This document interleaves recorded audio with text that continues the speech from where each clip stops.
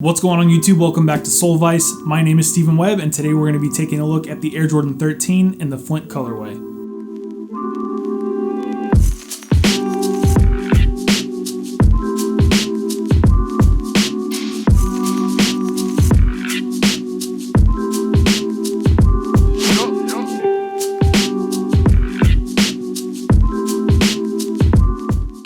So I'll be giving you an in-depth review on these. I'm going to let you know about all the details. I'm going to let you know my personal opinion about them. And as always, I'm going to be giving you buttery smooth 4K on-feet footage as well. And if you're somebody who likes reviews of sneakers and you like on-feet footage of sneakers, which I'm assuming you are because you're here right now, make sure to subscribe if you haven't already and hit the notification bell. That way you're notified when I post new videos. And then if at the end of this video you're like, man, you know what, that was a good video.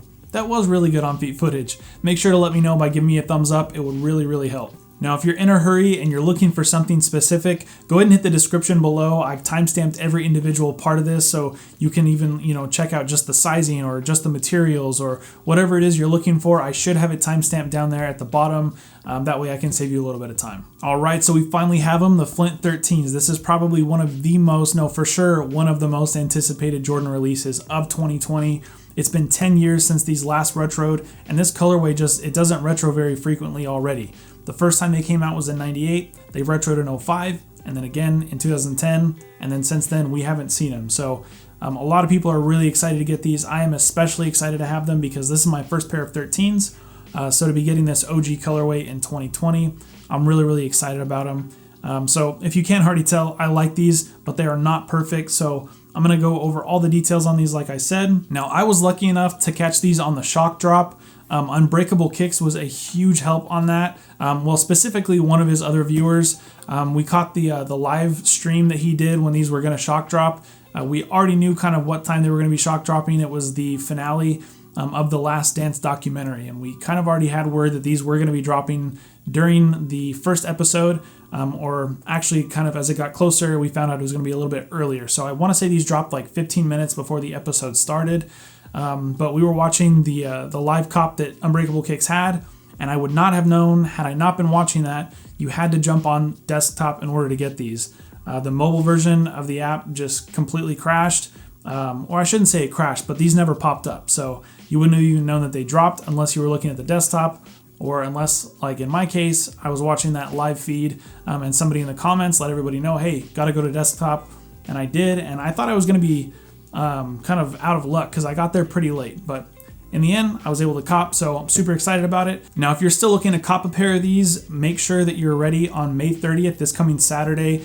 These are going to be releasing more widely as the official release is on May 30th, so make sure you're in all your raffles. Make sure you're ready for the sneakers app, Foot Locker, all that. It's going to be releasing on all those websites. And it's not going to be an easy thing to cop. I can tell just by that shock drop. I mean, these went super fast. The app was flooded.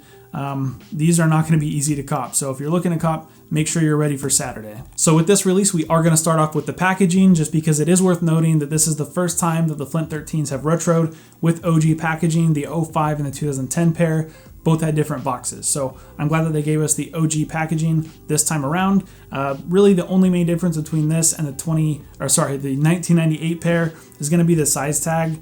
Size tags obviously change over time, so this is the one that we've got here on the 2020. And then speaking of that size tag, the tag on these reads Air Jordan 13 Retro with an official colorway of navy/university blue. This is a size 12, a personal pair, and the retail price on this is $190 US. All right, so let's go ahead and get onto the main event, the sneaker itself. And I'm going to start off with the material. So on the upper here, you've got a mixture of leather, suede, and mesh. Those are kind of like the three main materials used on the upper. And then for the sole unit, you've got a Zoom airbag in the heel and in the forefoot, so it's not full length. And then in the center here, you've got a carbon fiber torsion plate. So that's just kind of like your bullet points on the materials used, but let's go ahead and get deeper into it. I'm gonna go ahead and break down all the details on the sneaker. So on the toe, we've got this leather panel. A lot of people are saying that the leather here isn't as nice as the OG release from 98 or even the 05 release. But I actually don't think it's bad. A lot of people are saying it's stiff, but I kind of think that's just whatever reinforcement they have in the toe to just keep the shape. The leather itself to me feels pretty soft, so I don't really have any complaints with the leather. The leather, however, on the tongue could be nicer. I'm 99% sure that this is just a synthetic leather. It would have been nice to have some genuine leather there. Now, as far as the mesh that you have on both sides of the shoe, I don't really know whether or not to say it's good or bad quality. It feels nice to me. It looks nice. It gets the job done. A couple things to note here, though, that's different with the 2020 release. So back in 1998, when these first released, this was navy blue. It is now navy blue again for the 2020 version. Back in 05 and 2010, they used French blue, which was a little bit lighter, a little bit brighter. I personally like the navy. I think it goes a lot better with the Flint gray. But even more importantly, in 2010, for whatever reason, they took out the reflective 3M threading that they've got going through the mesh here. I'm gonna try and get a good shot of that. That's a huge detail to me. Anytime you take out 3M or reflective material that's supposed to be there, that's just like a huge downgrade. So I'm really glad that they brought back the 3M with these. Now the suede on these, I can report, is a decent quality suede. It's not the best suede I've ever seen, but it's soft. It changes colors when you move it back and forth. So it gets the job done for me. I'm a big fan of it.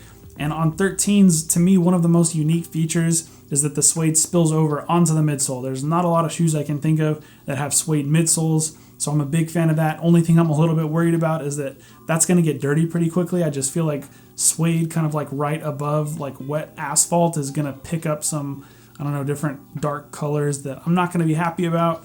But I don't know, let me know down in the comments. Like I said, I never had a pair of 13s. So if you've got a pair of 13s with a suede midsole, let me know, does that get dirty quickly or should I not have to worry about that? Now the outsole on a Jordan 13 is also very unique. So the biggest inspiration for the Jordan 13s was the Panther.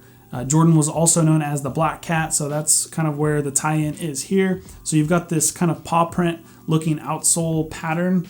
Again, you do have this torsion plate in the middle here made out of carbon fiber, done in the navy blue. And then you've got your first university blue hit right here, which is one of the Panther eyes. So there's two Panther eyes on here. So you've got this holographic kind of bubble with the Jumpman logo on it. When you move it back and forth, the material underneath, or the pattern underneath, I should say, is gonna move kind of the opposite direction. It just really looks cool. It looks like it's moving under the Jumpman logo. Now, if you're a 90s kid or you were born before then, you're gonna remember when this holographic stuff started coming out, it was everywhere.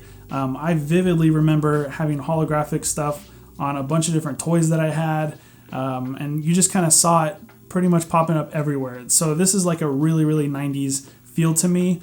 The one on the bottom is cool, but in my opinion, the one here on the back is even sicker than the one on the outsole. Now, when you pull these out of the box, you're gonna notice this plastic sticker over the hologram to keep it protected. Now, a lot of people on the older pairs left that on because these tend to get foggy. But from what I'm hearing, leaving that sticker on actually speeds up that kind of process of making that hologram foggy. So I'm gonna take mine off. I hope that's the right decision and actually save this so I could take it off on camera for you guys. So there it is, nice and clean. I'm gonna get an up close shot of that too so you can really see in person what that looks like. Man, when the light hits that, it just looks so sick with that holographic Jordan Jumpman under there. With that 23, I mean, you can see like all the definition and the clothing and all of his features. It's like one of the coolest uses of one of those holograms that I've ever seen. Now down here on the front of the tongue, you'll notice there's a Jordan tag. Kind of funny thing about that is when these first came out, the back of that tag was blank. But the back of these have a Roman numeral 13. And then on the back of the 2010 pair, I want to say that those have something else on the back, but it's kind of changed over time. Now, speaking of differences between these and the OG pair, that kind of brings me to my biggest complaint about these, which is they've spent so much time on a lot of the other retros that we're seeing, getting them as close as they can to the original. And they didn't really do that on these, which is kind of interesting to me. I don't know why that whole kind of like idea of a remastered retro hasn't kind of moved over to the 13, or at least this pair. So one of the biggest things is going to be the shape. They've done really good on a lot of the other retros, getting the shape super close to the OG. But this, as you can see, kind of has like that like banana shape in the silhouette there. Now I will say when you put these on feet, that goes away a little bit just because your foot kind of like fills it out a little bit more. But it's not the same. Same thing here with the tongue. Like if you look at the Jordan 3s that came out this year, like the UNC pair and also that red cement pair, the leather kind of gets folded back over the lining here, and that's how the OG 13 was as well. The tongue on this is just kind of like at the top a little bit misshapen. So I'm not a big fan of that. I really wish they got that a little bit closer to the OG. And then just as far as like how the panels kind of like match up with the rest of the shoe, it's quite different than the OG pair from 98. So I would like to see moving forward the 13s that come out, especially if they're OG colorways, to be a little bit closer to the OGs that came out, you know, back in 98. So other than that one complaint, and it is a small complaint by the way, I'm not like super disappointed. They're not extremely far away from the OG. I feel like they could have been a little bit closer, but hey, they gave us back the navy, they gave us back the 3M. So overall, I do like these. Now sizing on them, I went true to size, and to me that works out. They are a little bit bigger. There's a little bit more room in these than most Jordan Retros that I've tried. A couple things I think kind of contribute to that. There's no elastic band on the tongue on these, so this tongue is just kind of like free floating. The other pairs have that elastic band. I feel like that kind of hugs your foot a little bit more. But I also think these are a little bit wider. Most other Jordan Retros are fairly narrow, especially like Jordan 1s. But these I think are a little bit bigger, so you could probably half size down on these if you're somebody with a narrow foot. If you have a regular size foot or a wide foot, I would definitely go true to size. I think overall they're pretty close to true to size. Now, if you guys saw my last review, which was the Air Jordan 5 Fire Reds, and if you haven't, by the way, I'm going to link to that up here at the top. Make sure to check that out. I told a story about a vintage Bulls t-shirt that I destroyed in the washing machine, but I went through secondhand grails and I was able to cop this, the exact same shirt. And this one, thankfully, is in quality that I'll be able to wash it, be able to throw this in the washing machine without worrying about it. So if you're somebody who's into vintage clothing, especially vintage Bulls clothing, he's got a ton of them. I'm gonna go ahead and link to him down here at the bottom. You can go on his Instagram and see all the different stuff that he's got posted. Super fair pricing. He was super quick on the shipping. I definitely recommend going through secondhand grails for vintage clothing. Now, speaking of vintage Bulls championship t-shirts, if you would like one, I'm going to be doing a giveaway actually. So if you may have noticed, I'm almost to 1,000 subscribers. When I hit 1,000 subscribers, I am going to be doing a giveaway. I don't have the shirt quite yet. It was supposed to be here a few days ago, but just because of COVID, the Postal Service is all kinds of messed up.